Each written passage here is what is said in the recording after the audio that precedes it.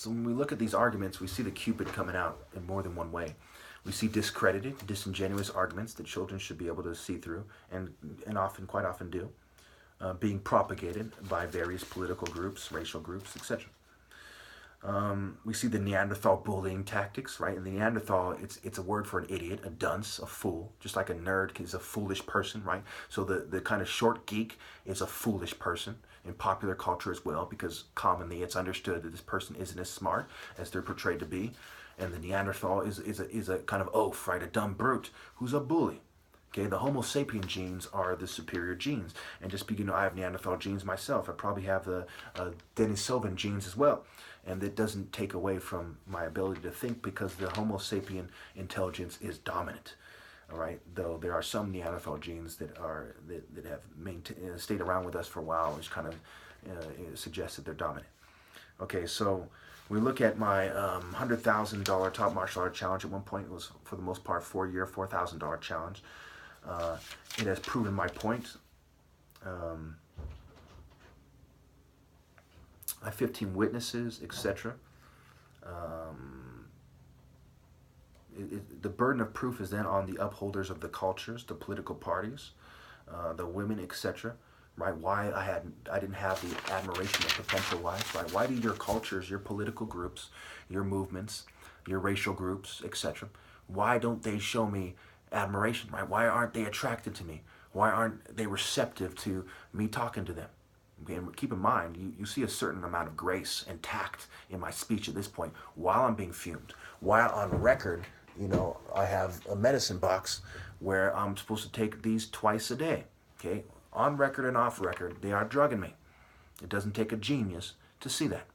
But still, even though I can tell you for sure as a martial artist who has a good sense of his mind-body-soul connection, brain-body connection, kinesthetic ability, intra and interpersonal forms of intelligence, my awareness of myself and others, I can tell you it's throwing me off. I can hear myself stutter when I don't otherwise stutter. I can feel the loss of coordination, the muscle stiffness. I'm more prone to injury, and on and on and on and on. Okay? And still, I'm articulating myself masterfully. So when I was being sabotaged, or to a respectable degree, when I was being sabotaged less, why weren't they receptive to my game? Obviously, I was on point there. Obviously, they should have been receptive. Obviously, I was displaying grace and intelligence and tact. I breathed it. I moved the way I move, the way I think, even the way I dress to a certain degree as I express myself as a martial artist and not some Ebert fucking nerd. Okay? Of course, that was before they messed up my eyes to the point where I started wearing glasses, and I've shown the different prescription eye drops that, so that I'm not making this up. Okay? So that leads me to describe the Denisovans and the Neanderthals, and I wish I could say we wrap it up from there, but I have some more papers to go through, so let me just shoot through this. So they're from the Denisovans, from the genus Homo. They're species or subspecies, the status is pending. 41,000 years ago in a cave in Siberia, they found that it was all, they found evidence of these Denisovans, and they were also inhabited by Neanderthals. They range from Siberia to Southeast Asia. 3 to 5% of the DNA of Melanesians and Aboriginal Australians, and around 6% of Papua New Guinea, I believe, are Denisovan, is of Denisovian, origin. The Neanderthals represent 70% of the Denisovan DNA. Denisovans and Neanderthals split from Homo sapiens 744,000 years ago and diverged from each other 300 generations after that. The single female finger bone, unusually broad and robust, suggests that perhaps they had bodies that were like the Neanderthals. But certainly they were overcome by these smaller kind of humanoids and people, Homo sapiens, to give us these kind of smaller islanders and Native Americans and mainland Asians and Southeast Asians and so on. All right, so the older findings, may belong to the Denisovan line, include the Dali man. Now, this Dali man was found 260,000 years ago in the Dali County of Shaanxi, China. Okay, 260,000 years ago, long before the modern humans migrated out of Africa in the first waves, 125,000 years or so ago, and then in their main wave, 60,000 years ago. All right, so okay, the individual Denisovans from the same cave have more diversity than seen among sampled Neanderthals from all over Eurasia. So these two individuals, right? You know, they have more diversity between the two than all the Neanderthal remains found all over Eurasia. Okay, it's very interesting fact. Denisovans, page 2. Okay, the EPAS1 gene adaptation to low oxygen level at high altitudes was found in the Tibetans from the Denisovan genome. So this is very significant to these people and their origins. And of course, you get the Dalai Lama and the Dalai Man. Certainly, they are connected, right? Dal E, and it goes back to the E versus the A. And of course, the E that overcame the Neanderthals is one way to look at it, one way to describe the E. So the Han Chinese, the Japanese, and the Dai people are among the people who have this DNA. So we look at the Neanderthals. 1 to 4% of non-African modern humans have shared a DNA with. 1 to 4% of the DNA of non-African modern humans is shared with the Neanderthals. They are widely distributed. Right now, I have a headache right in this part of my brain. They're fuming me and throwing me off. And you know, if you can imagine, if I'm articulating myself this well while I'm being fumed and sabotaged, then I'm a lot smarter than other people are naturally. And I don't think I have to explain that. So what we see is that these Neanderthal genes were widely distributed in the Ice Age Europe 120,000 to 30,000 years ago. They had a receding forehead and prominent brow ridges. Okay. So, oh, wow. I made a mistake in part 1. It's actually over 3 million years ago were the earliest stone tools. Makes me want to start over that whole video again, but it's a pain in the ass. This is why, between them messing up my eyes and so on, I can't take down videos. I can only correct my mistake from before. So it's actually over 3 million years ago. And I'll put the picture at the end. So we have the Homo habilis, 2.7 million years ago or so, you know, to 1.8 million years ago or so. Homo erectus, right? And this is when we see fire starting to emerge, okay? 1.5 million years ago. And 1.9 million years ago, the Homo erectus is said to leave Africa. All right. Yeah, you can use this as an example compared to my older videos of how the drugs are starting to take their toll on me, how psychiatrists don't know what the fuck they're talking about. It's stupid to pretend they do. When you look at my videos alone, it's very dramatic. I mean, between my behavior and, you know, my arguments, it doesn't take a genius to see, yeah, these guys are fucking up my brain big time. They don't give a flying fuck. They just want to prove white supremacy, push feminism, homosexuality, and all the other mainstream movements and kind of mix them together and give you some kind of socially normative mental health agenda that pushes some kind of meeting halfway with all these groups kind of social norm agenda. It's absolutely despicable. They're inferior forms of life. I want nothing to do with them. All right, so walking with a moral sense and righteous indignation versus walking in a menacing or bullying fashion. Can you tell how people move and why? Okay. The 3 groups that are the most significant in society are the wisest and best, who have, from a moral scale, right? The influential people, and the women in general, with an emphasis on the attractive. Okay. So how the wisest and the best people like me are treated is certainly says something about society, and we see that I'm sabotaged, no one's standing with me, women are shunning me, all these major movements we see failed, they should all be dissolved. But by the time you factor in everything and their reproductive cycles and everything, obviously true humanity and the spirit of righteousness ends with me, right? At the end of the day, we have a bunch of Neanderthal behaving scum who are breeding toward being Neanderthal filth.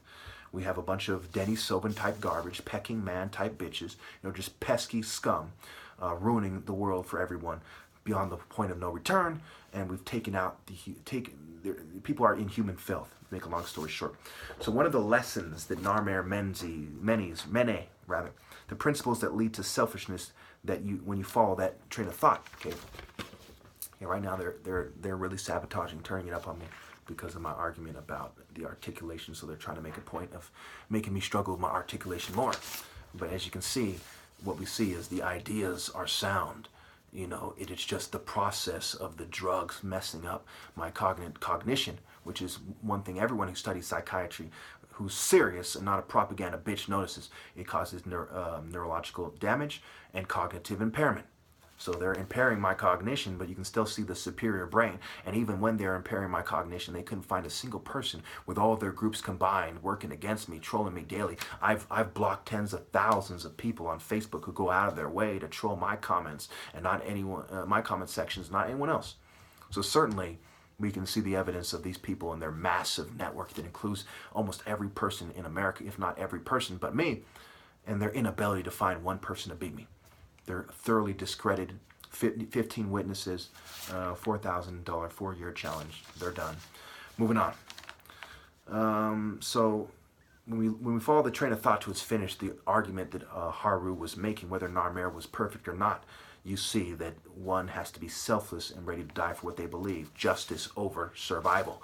They have to be ready to sacrifice themselves and everyone else to truly be a hero. If someone can say, hey, I'm going to kidnap your kid, and you better not try to be a hero, and you stop, you're not really a hero, right? Because not only have you been stopped by something, but you've set the stage for them to do something to the next guy. Oh, that works? Oh, let me do that to the next guy. Versus that doesn't work, let's not bother. You see how that works? It's selfish not to sacrifice them when you think about it. Okay. So look at the woman hero. Can a woman really be a hero to the same degree? No. Why? Because they often use their pussy power to escape. And even if that individual didn't do it, women have been bred for generations to be that. To be this sniveling, oh, you know, that hurts kind of bitch. You know, this unfocused, you know, using their pussy power to make it easier on themselves type of coward. All right. And they team up with the beta male and not the hero who they should be submitting to. So if a woman was really to be a hero, she would team up with me and submit to me. Okay, she would have the courage to do that, not the stupidity to defy God and team up with the corporate elite to have it easy and bring in generations of hell spawn. That's not courage. That's stupidity. So we see fear and her desire to conform, making it so that she's not equal to man, and there's nothing she can ever do about that. She can help them, she can embrace ill-gotten gains, but she will never truly be equal to man. Being equal to man means being equal to the ideal man, or having a woman who's comparable to the most ideal man in history. We are past that point now. We are past the point of no return. There is nothing women can ever do to be equal to man, because the greatest heroes were men, and you are all controlled opposition, technology, ill-gotten gain bitches, you know, after I die, with a point of no, from, you know, at the point of no return. It's stupid not to see it that way. It's stupid to pretend that's not the case, and it makes you a stupid, cowardly, sniveling bitch to make the argument that that's not the case. I think we can all agree on that, at least, you know, privately. Fucking anyway. So to be good, one has to vie for power. You know, in a society that doesn't have the divine order. So we see the motion, right? People trying to fake and disorientation, and the chosen one genes expressing themselves, inspiring among, you know, along with the other transferable skills I discussed. Warriors contemplate life and death more effectively.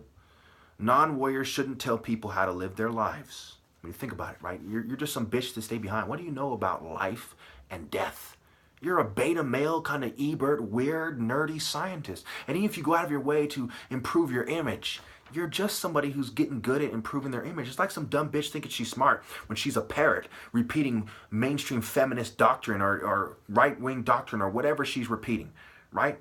All you are is a parrot that has been trained to dress nice and speak eloquently, to articulate your argument effectively. No one's sabotaging you. You're an unsabotaged, privileged, pussy power using parrot.